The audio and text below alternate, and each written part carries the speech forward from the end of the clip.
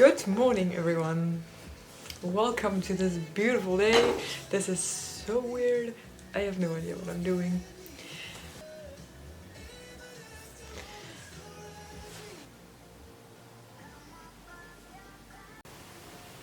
I'm completely off track. I don't know what I'm talking about anymore. I'm just talking.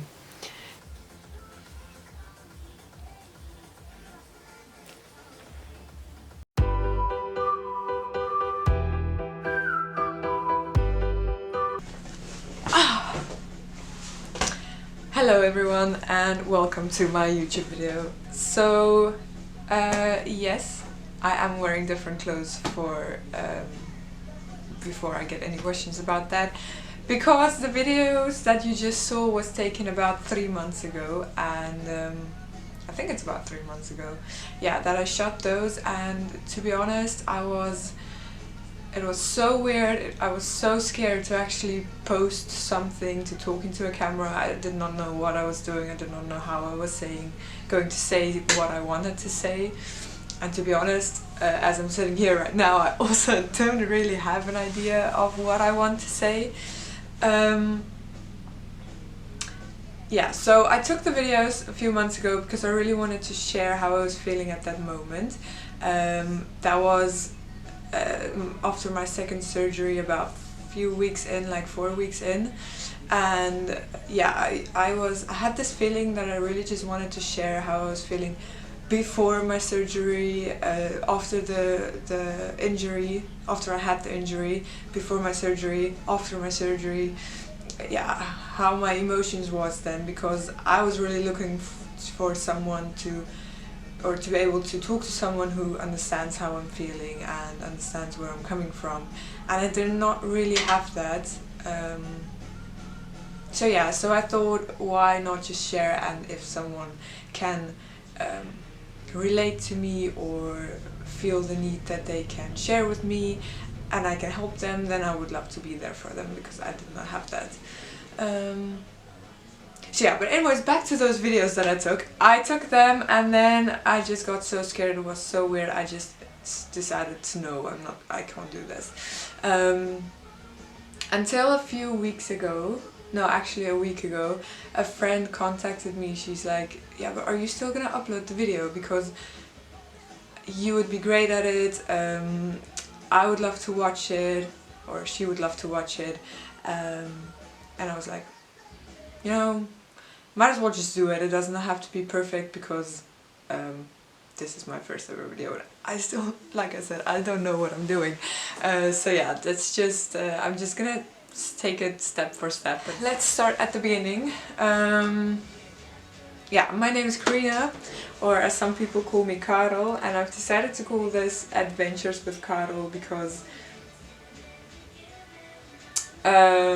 yeah, this is not going to be mostly a regular thing. It's going to be different types of videos. It's going to be, I don't know, I haven't got it all figured out, and I don't know, we'll see how it goes and where it goes, and if people even like it, and if people can even relate to it. So yeah, we'll see where that goes. But yeah, for today I'm just going to be talking about my past 3 months, and maybe a bit before that, because I went through quite a difficult time, and at that time I was really looking for someone to be able to relate to, someone who would understand how I was feeling. And even though I did not have that, I had quite a lot of people who were there for me and who were supporting me and who really helped me through what I was going through. But at the same time, it also depended mostly on myself to be able to get back to the positive and healthy mindset that I have today. So yeah, we're just going to be talking about that, so hopefully this, in the hopes to help someone who might be going through the same thing. Last year I was, I would say, at the strongest point of my sporting side. Like, I was really sporting every day, and I was so happy, and I was like, I don't know, I was so full of energy and really just wanted to do everything and as much as possible. And then I finally decided to try kite surfing again, because I tried it when I was 16 and that went horribly. Like, I had the worst experience ever. I was so scared because I lost the kite, and it was just trauma. But then 3 years or 4 years later, yeah, I decided to try again, and it was going great. Oh my gosh, you guys, it was the best experience ever. Like, it was hard. Kite surfing is hard. I have the most respect to kite surfers because it's hard. And you're all alone in the water and whatever, but it's really, really nice, and I was actually managing it, and it was going great. And so my last lesson, like literally it was also my last try, the instructor said like, yeah, you can try one more time and then we'll give it to the next person, because I had group lessons. And yeah, so I lost control of the kite, and then I lost the board, and as I was trying to get the board I lost control of the kite, and the kite blew me, and next thing led to the next, or one thing led to the next, and I ended up tearing my ACL for the second time. Quite a different feeling, because I knew it was off. I could not stand on my leg anymore, and but it wasn't sore. It wasn't, yeah, I don't know. The impact was like, it was there, but it wasn't sore, and I don't know. I think, like, I immediately started crying, and everyone was like huddling around me, like, oh, poor her, and I was like, yeah, I'm crying because I know it's off, and I know I'm gonna need another surgery, and I know I won't be able to sport. And I was also at that time training for my first ever half marathon, where I was running for cancer, and I knew I was not going to be able to do that. And at that moment I felt very, very alone. I felt very, I felt lost, to be honest. I felt very lost, and like, everyone was trying to help me, and they were all super, super nice. The kite school was nice, they took me home. And everyone from that point just really helped me a lot. But I was very in my own mind, like, oh no, this again, you know? And then, a few weeks went by where I wasn't able to walk, so I just stayed home for a bit, and then eventually I got to walking again, and I got to running again. And in that time I also went to the doctor. He confirmed that I needed surgery, and surgery date was set for 1 November. But before that I was able to do most things, which really helped me to keep going, to keep positive. But yeah, I was just a total wreck. Like, in my mind I was like, it wasn't good. It was really not good. I was so lost and so demotivated to do things. There would be days I was just laying in bed that I did not want to actually get up and do anything, because I knew that I would need surgery again. And I have the tendency to make things 10 times worse than it actually is. Although, talking about this now, it was quite a big thing, and it is still quite a big thing.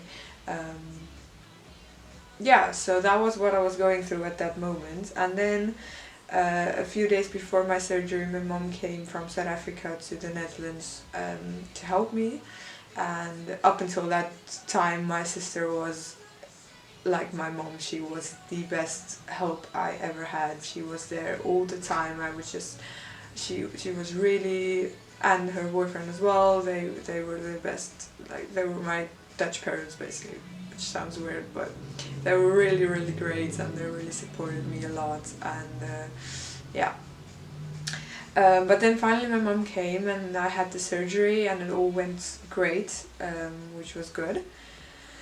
And then finally recovery started, and to be honest, the first 3 weeks I was not surrounded by my normal life, so I did not have school with me, I was not at my normal room where I am now. which in all honesty was actually really helpful to get away from all of that and to get away from what I have to do, because I always had this feeling that I have to be there and I have to do the best and I have to be all organized because I was that way before, and I just so badly wanted to get back to that, and it was not possible. So to have those 3 weeks off where I was away was really great. And then, yeah, what happened then? Well, then after 3 weeks I had some physio in that time as well. Then after 3 weeks I came back here. My mom went back to South Africa, and I managed to do some, like, I managed to find a way to survive, to live here, because I have stairs and I have a bathtub, which is not really for people who have crutches. It's very difficult to maneuver around here with crutches, but I was able to find a way to do that, and I only had to hold off for 3 more weeks because I decided to go home to South Africa. Well, I was gonna go home anyways, but I decided to go home a lot longer than initially because of my mental state. So in those times I still had school, and I have to do things 100% or I don't do them at all. And at that time I was doing things 20%, I was not, or 50% then at least. I have to give myself some credit, but 50% then. Which was not good at all, because I felt like I was letting everyone down. I felt like I was not doing my best work, which I wasn't. And then also deciding to go home in that time, leaving school completely, because when I went home I did some things for school but not a lot. I was very I decided, which was in my opinion the first time that I actually decided to not put school first but put my mental health first and focus on that. And then, to be honest, sitting here now, that was the best decision I've ever made, because it was so nice to go home and not to have anything, not work, not school, not people around me, not my normal daily life around me, it was so nice to not have that and not have the obligation to, you have to answer these messages and these mails, and to feel like I have to be here now, then this and that. And I didn't have that. I literally just, my mom was there to help support me with like the cooking and the washing, and I didn't have to worry about that. And literally my days were just waking up, going to the beach, going to the gym, going swimming. That was my days, and I am very glad that I had the opportunity to do that, because I know there are a lot of people who does not have the opportunity to be able to take the time off, and it's not always as easy as I'm making it sound right now, because I was also feeling very guilty for doing that. However, I'm still very happy that I did do that. But yeah, so I'm back now in the Netherlands. It's been 3 weeks approximately since I've been back. Well, I like the threes because, okay, anyways. 3 weeks since I've been back, and I've been, oh, it's been amazing. I've been working really hard because I have a goal in mind. More on that later. I've been working really hard with physio as well. I have physio twice in a week, and oh my gosh, that physio just kills me. Like, every time I'm done with the workout, I barely walk. Like, I have such sore legs. It's insane, but it's great. It's really great. So yeah, that's going well, and school is going well. I'm like I said, I'm starting internship. Okay, I feel like I've rambled like 3 months into 5 minutes, and my head feels like it's gonna explode because I've like talked so much. Talking for 5 minutes, it's tiring. Like, oh my god, I'm tired from talking and having no answer. I don't know if I achieved anything or if I was able to share like some insights or some valuable moments. I hope I was. But if there's something that you feel like I should go into more depth, because it was really hard to do this in such a short time, I would be glad to do that, and I would be glad to reach out. Or if you feel like you want to reach out, just do that, because this is why I'm doing this. I want to be able to help people. I want to be able to share with people how to get to a better mental state, because right now I'm doing great. There's literally nothing that can, well, obviously there are things that can upset me, and there are things that can go wrong all the time, but if something would go wrong now, I would be better able to handle it than if, for instance, if something went wrong 3 months ago. And it's weird to think that so much can change in such little time. But yeah, I'm still far from where I want to be and far from how I want to live. So there's gonna be more videos, because I have a lot more planned. And obviously things keeps happening, because this is life and we just have to adjust to it as best we can. But for now I'm finished talking, because like I said, I have a little bit of headache from talking about myself for 5 minutes. But I will get better at this, and I will get used to it, and hopefully this will become something that will help people. So yeah, anyways, bye!